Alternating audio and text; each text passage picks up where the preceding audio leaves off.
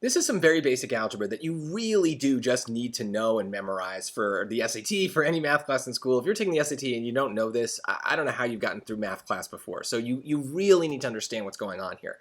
But we know that the SAT is tricky. We're going to be tired. We can make mistakes. So if you are uneasy with your algebra knowledge, we have some tools that we can use. If you don't trust your algebra because you tend to make careless mistakes, arithmetize here.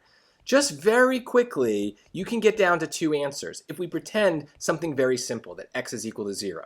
If we do that, then the first part here is 0 to the third, and then this second part, right, if we put 0 in for x, anything that's attached to that x is going to become a 0. So 2x squared, that's just 2 times 0 squared, and that's going to be 0 minus 0 plus 5. So even all that doesn't matter because if there's a 0 out front, this whole thing is equal to 0.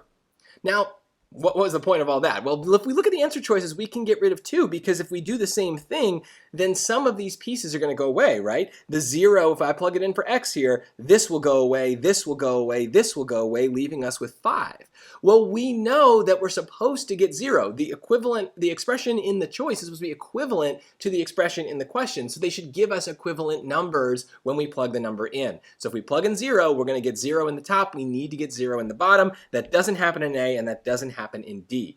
So look, it's not going to get you the right answer, but it will get us down to 2, and now we can focus on the difference between those two choices. Well, the only difference is whether the exponent is a 5 or a 6, and this is the thing that a lot of people have trouble remembering. How do exponents multiply?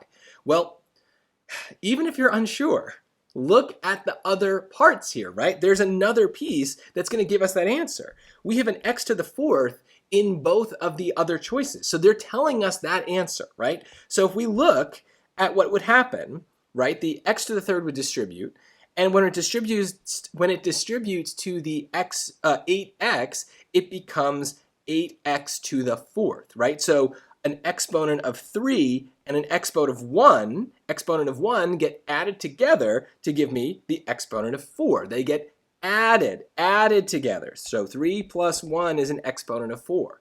So if we apply that same rule to the beginning part, right, that's 3 plus 2. 3 plus 2 is 5, not 3 times 2 to get 6. That's the trap because they know you're multiplying and your brain is stuck on multiplication. But the rules for exponents are a little different than the rules for normal numbers. So when we multiply things with exponents, the exponents themselves add. This is a fundamental idea of algebra. You need to know this for the SAT.